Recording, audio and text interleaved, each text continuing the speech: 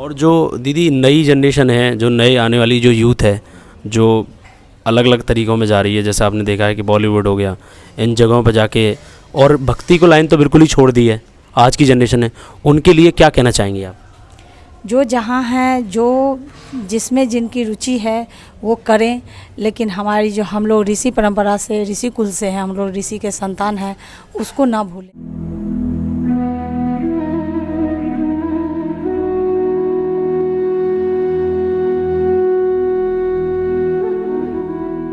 राधे राधे, कैसे हैं आप सभी? मैं हूं डी के ठाकुर और आप देख रहे हैं ब्रज का एहसास। जैसे कि निरंतर हम आपको साधु संत महात्माओं के दर्शन करा रहे हैं और जगहों के बारे में भी बता रहे हैं, तो उसी श्रृंखला में आज हमारे साथ एक दीदी हैं, उनसे जानेंगे कि उनकी बाल्यकाल से और अब तक की वृंदावन में कैसा जीवन व्यतीत हुआ। राधे राधे। राधे राधे। कैसे हैं आप? बहुत अच्छे हैं। अच्छा दीदी, जो हमारे इस आश्रम में जो अब उत्सव मनाया जा रहा है आज, तो उसके पीछे की क्या रहस्य है, क्या लीला है उसके पीछे? ये हमारा गुरु प्रणाली है जी।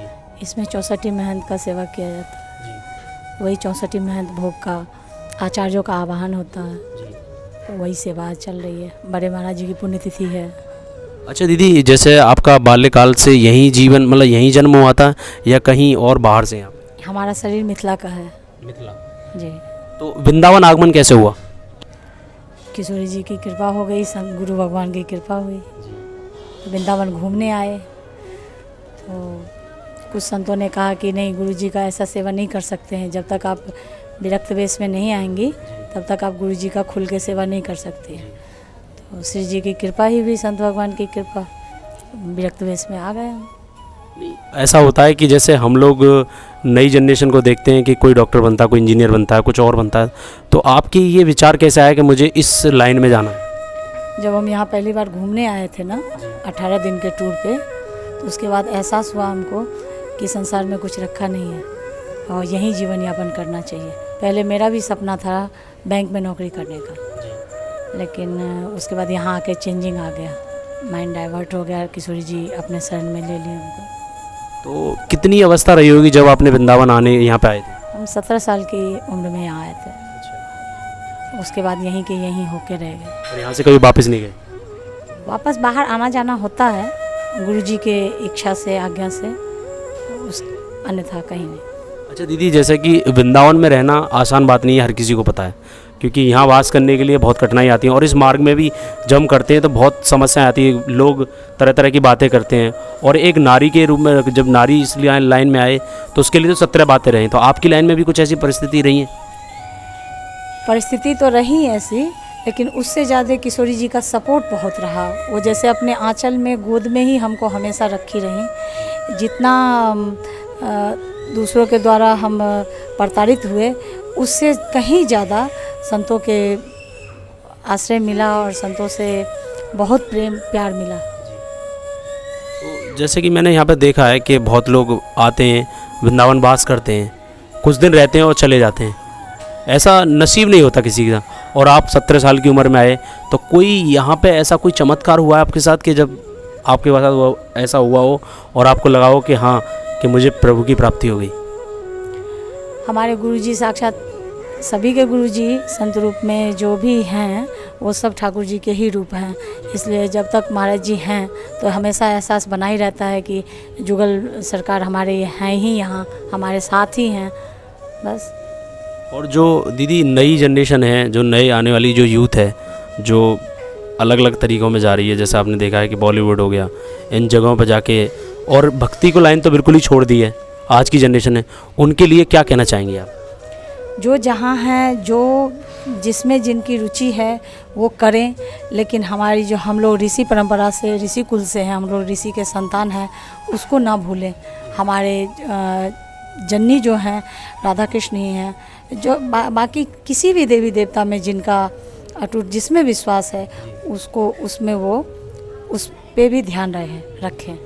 बाकी जो भी कर रहे हैं, करने की इच्छा है वो करें।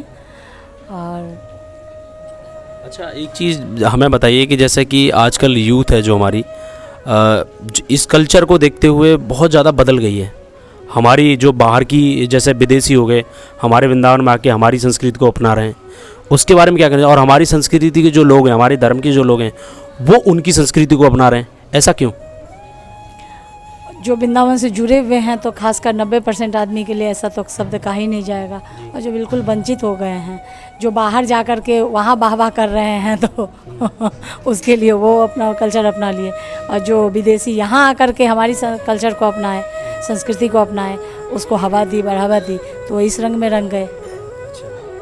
नहीं, बहुत से मैंने देखा है कि जैसे कि 90% जैसे वृंदावन वास कर रहे हैं विदेशी, वो हमारी संस्कृति को अपना रहे हैं और ज़्यादातर हमारी संस्कृति का ही प्रचार करते हैं, ये मैंने देखा है।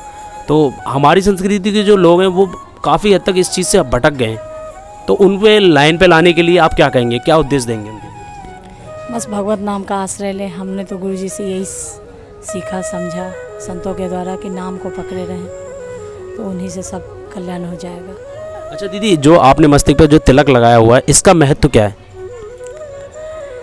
संतों के द्वारा हमने यही सुना है कि हमारे परंपरा में गरुड़ जी नीचे आसन पे हैं, एक बगल किशोरी जी विराजमान हैं, एक बगल हमारे बिहारी जी विराजमान हैं, तो ये तिलक नहीं हरि मंदिर मानो, ऐसा संतों ने कहा है। तो धन्यवाद दीदी, आपने इतना कीमती समय दिया। और अगर आप कोई संदेश देना चाहेंगी नई यूथ के लिए, जो आने वाली पीढ़ी है, उसके लिए क्या कहना चाहेंगी? अब उनकी जिसमें रुचि है रहे, लेकिन हम ठाकुर जी के नाम का स्मरण हमेशा करते रहें। हम नई जनरेशन को यही शिक्षा देना चाहेंगे कि वास्तविक जो यथार्थ है उनसे परिचय करें, और जो मतलब जिसका कोई अस्तित्व नहीं है, ये तो माया का बाजार है ही, आना जाना जीवन का लगा ही रहेगा, लेकिन जो यथार्थ है उसको ना भूलें। अच्छा दीदी, यहाँ पे आश्रम में जो निरंतर सेवाएं चलती रहती हैं, वो क्या क्या सेवाएं चलती हैं? सेवा का प्रचार तो नहीं किया जाता, गौ सेवा है, साधु संतों की सेवा है। हमारे महाराज जी कहते हैं बुला के नहीं सेवा कर सकते, तो जो आए हैं उनका समुचित सेवा हो जाना चाहिए।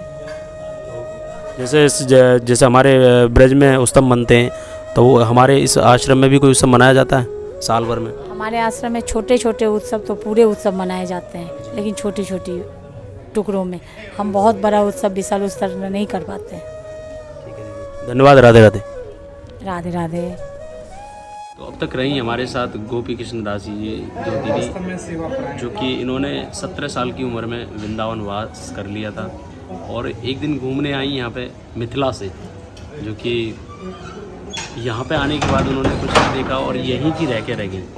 तो ऐसे अन्य भक्त हैं जो हमारे वृंदावन वास कर रहे हैं, उनके हम निरंतर रूप से आपको दर्शन कराते रहेंगे। तो इस वीडियो में बस इतना ही। आशा करता हूँ ये वीडियो आपको अच्छा लगा होगा। अच्छा लगा है तो लाइक करिए, शेयर करिए। मिलते हैं नेक्स्ट वीडियो में। राधे राधे, जय गौर जी।